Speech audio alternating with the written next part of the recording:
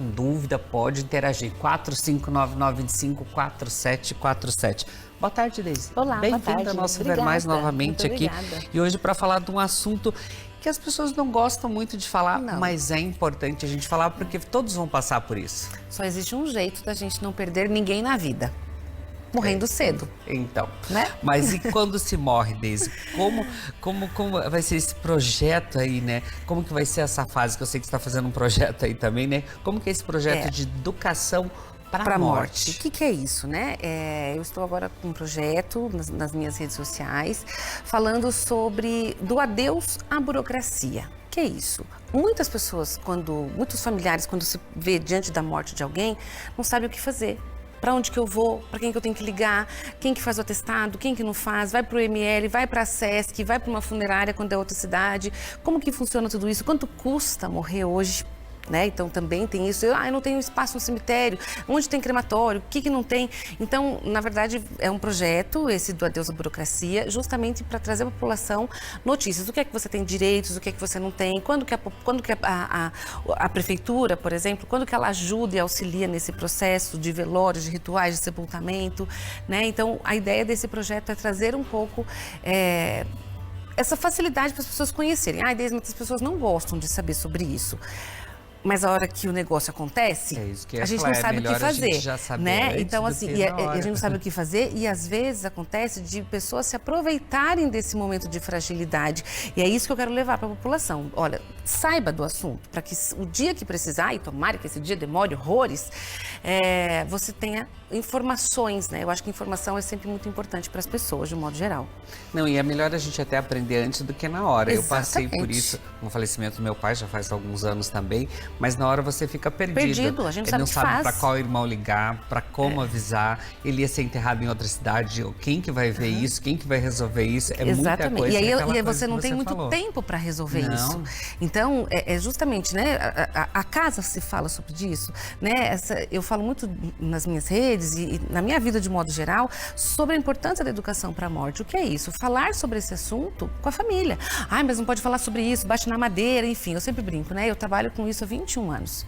E eu tenho certeza que o dia que eu morrer, algumas pessoas vão falar assim, tá vendo? Ela falava sobre esse assunto.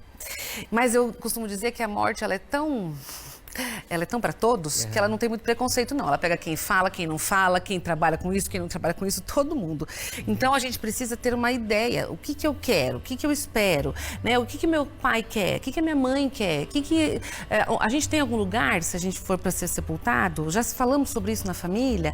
As pessoas sabem o que fazer com os bens, né? Então, tudo isso é algo que a gente precisa, sim, conversar, né? O que eu quero que faça com minhas coisas, etc. Até para que quem fica, saber lidar um pouco com isso, com menos angústia, menos ansiedade, enfim. Mas assim, Deise, sobre essa burocracia, né, do momento aí tão difícil do adeus, as orientações seriam essas, você conversar antes, você ter um rumo, mesmo que às vezes as pessoas falam, não fala, tal, mas saber? Exato, falar sobre isso. Então, sabe aquele almoço de domingo, assim? Então, eu brinco com as pessoas assim, me usem, falem, eu escutei uma louca lá na TV falando que a gente tem que falar desse assunto. O que você acha disso? Pronto, e assim começa uma conversa. Essa conversa que é tão difícil. Não gosto de falar disso. Mas vamos falar. O que você gostaria que fizesse com uma casa, com umas coisas, isso para as questões pessoais. A questão da burocracia, isso que tem a ver com os trâmites de banco, né, de advogado, de questão funerária, de velório, de urnas, enfim. Hoje tem existe um comércio em volta disso.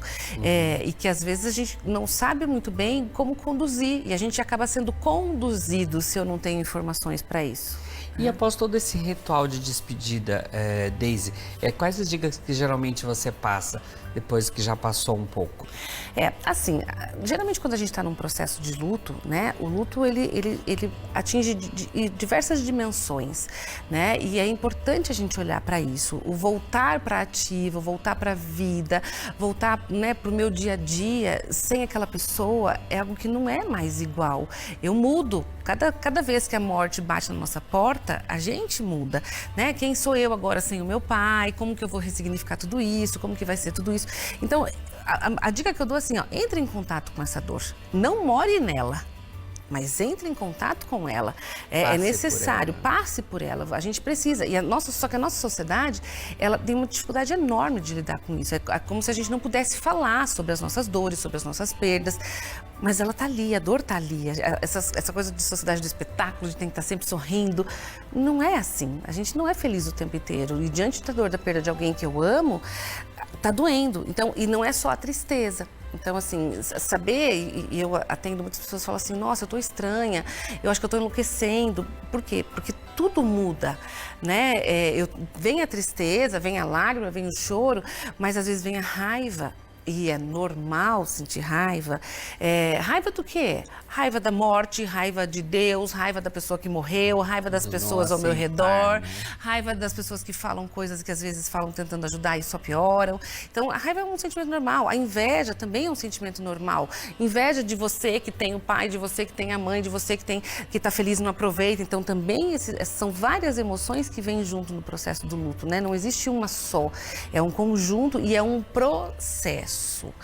Não é algo passageiro, não é algo rápido, e vai depender do quê? Quanto tempo demora mais? Vai depender do vínculo que eu tinha e vai depender, né, desse vínculo, desse afeto, desse amor. Quanto mais amor, mais dor.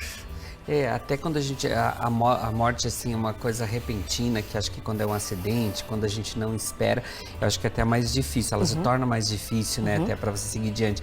Agora, quando uma pessoa já está doente muito tempo, já está fazendo tratamento, eu acho que ela descansa, a família descansa também, é até mais fácil você aceitar. Porque todo o processo do luto é antes. Então, a gente chama isso, inclusive, de luto antecipatório. Eu vou sofrendo a perda antes da própria perda acontecer. Por quê? Porque, por exemplo, meu pai é acamado, minha mãe é acamada, alguém, um vô e uma avó, já não tem mais aquela pessoa na ativa, na vida, né? Eu tô com uma pessoa que tá, sei lá, com uma demência muito grande, já não é mais aquela pessoa que eu conhecia. Então, eu começo a me despedir com o tempo. Né? E aí esse tempo, e aí claro, vai tendo todas as suas dificuldades que cuidar de uma pessoa doente tem e as dificuldades de ver quem está doente sofrendo, né? Então sim, acaba sendo diferenciado esse ritual do velório, ritual das despedidas e da própria lidar com esta dor de quando é repentino, de quando é uma criança, de quando é algo que, né, um acidente, um homicídio, alguma coisa nesse sentido. E Deise, e quais que seriam essas fases do luto, essa sequência? Ela tem uma sequência ou não? Mais ou menos, né? Existe todo um tabu em volta disso. O que são essas fases? Que se a gente colocar na internet, vocês vão encontrar um monte de assuntos e de textos falando sobre isso. Na verdade, as fases... Existe uma médica que se chama Elizabeth Kübler-Ross e ela escutava os seus pacientes que estavam em fase terminal. E ela começou a perceber que todos esses pacientes passavam por situações muito parecidas. Eles tinham emoções muito parecidas. E aí foi quando ela escreveu as fases da terminalidade. Que é negação, raiva, uma barganha, ou seja, eu tento negociar um pouco a minha doença. Olha, Deus, se eu ficar boa, eu prometo que eu vou fazer uma doação, sei lá do quê, enfim, né? Até entrar num processo de aceitação. E aí, com o tempo, como não se tinha muitos estudos, vieram falando que as fases do luto eram assim também. Porque a gente também tem negação muitas vezes, tem pessoas que entram em estado de choque, e depois de um tempo é que a ficha começa a cair, né? Tem pessoas que entram numa raiva muito grande, fica agressiva. Então, a gente percebe que esses títulos dessas fases também aparecem como reações das pessoas no processo de luto. Mas hoje, quando a gente fala do luto em si, nós não falamos das fases. As fases é para quem está doente. Uma doença terminal, uma doença grave, ela tem uma probabilidade de passar por todas as fases. Por que no luto não? Apesar de passar próximo por fases. Porque às vezes, por exemplo, a última fase é a fase da aceitação. E aí, como que eu vou falar para uma mãe que ela tem que super aceitar a morte de um filho? Ela nunca vai chegar nessa fase, talvez. Né? Como outras situações. Então, nós chamamos hoje de situações dualidade. Ou seja, o que é normal no luto? É normal ter as emoções parecidas com a das fases, raiva, negação, etc. Mas é normal, às vezes, eu ter dias bons. Não, hoje eu vou trabalhar, hoje eu tô bem, hoje eu tô tranquila e a coisa vai, eu olho pra vida. E é normal também, de vez em quando, mesmo que tenha passado meses, eu tenho dias que eu não consigo sair da cama, que eu só tenho vontade de chorar, que nada vai pra frente, que eu me sinto muito deprimido. E deprimido não doença, mas sim sintomas depressivos. Então, isso oscila. Ora eu tô pra vida, ora eu tô pra perda. Ora eu tô pra vida, ora eu tô pra perda. E o que fazer, Débora, quando essa dor do luto não vai embora? Você fica lembrando o aniversário da pessoa, datas especiais, quando chega o Natal, acho que é uma data mais difícil, mais difícil, também. geralmente. Essas aí. Como trabalhar isso? É procurando uma ajuda de um profissional para lidar com Assim, isso também? Existe hoje aqueles lutos que podem virar um transtorno de luto prolongado, que são aqueles lutos onde a pessoa não consegue seguir a sua vida. Aqui é uma situação mais grave, às vezes precisa de medicamento, acompanhamento, enfim. Quando que o luto acaba? Eu diria que talvez ele nem acaba. Eu diria que talvez ele se adapta ao nosso organismo, né? Então, assim, eu vou sobrevivendo sem aquela pessoa, mas vai ter momentos, Natal, dias, escutei uma música e lembrei, escutei tal coisa e lembrei, que aquilo vai me bater uma saudade. Por quê? Porque se existe o amor, existe, né, o lembrar. Eu sempre falo que nós temos 3 tipos de morte. Quando o corpo para de funcionar, né, o cérebro e o coração param, é a primeira. Quando nós somos enterrados ou cremados, é a segunda. E a morte real é a terceira, quando nós somos esquecidos. Então, se aí dentro bate uma saudade, é porque a pessoa está viva dentro de você aí, porque ela não morreu, né? Ela está por um tempo aqui, a sua memória, as suas coisas, enfim. Então, essa saudade, essa emoção, isso é natural sentir, natural. A falta, sentir falta em alguns momentos, puxa, queria tanto que a pessoa estivesse vendo isso aqui, estivesse vendo isso aqui comigo. Isso é natural, isso é humano. E tá tudo bem, é assim mesmo, a gente vai sentir falta para sempre.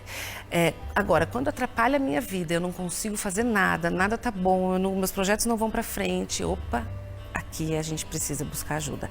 É claro que às vezes no começo a gente também busca orientações. O que eu faço agora, como que eu conduzo, como que eu conto para as crianças, enfim.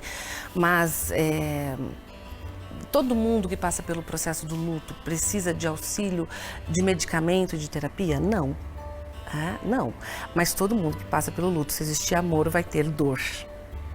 E vai ter dor, vai ter que se ressignificar aqui dentro, vai ter que achar um lugar para organizar essa bagunça emocional que ficou dentro de si. E se precisar chorar, chore. E se precisar chorar, imagina, chore super. Não fica tem que chorar, não, tem que chorar sim. Chega, né? De choro. Não. Às vezes as pessoas falam assim, não pode chorar, porque senão a pessoa que morreu não pode chorar. Pode chorar. Pode chorar, deve, se meu corpo está pedindo. Porque se eu não choro e eu finjo que eu sou forte, que está tudo bem, o meu corpo chora em forma de doenças depois, né? Então a gente precisa estar vivo.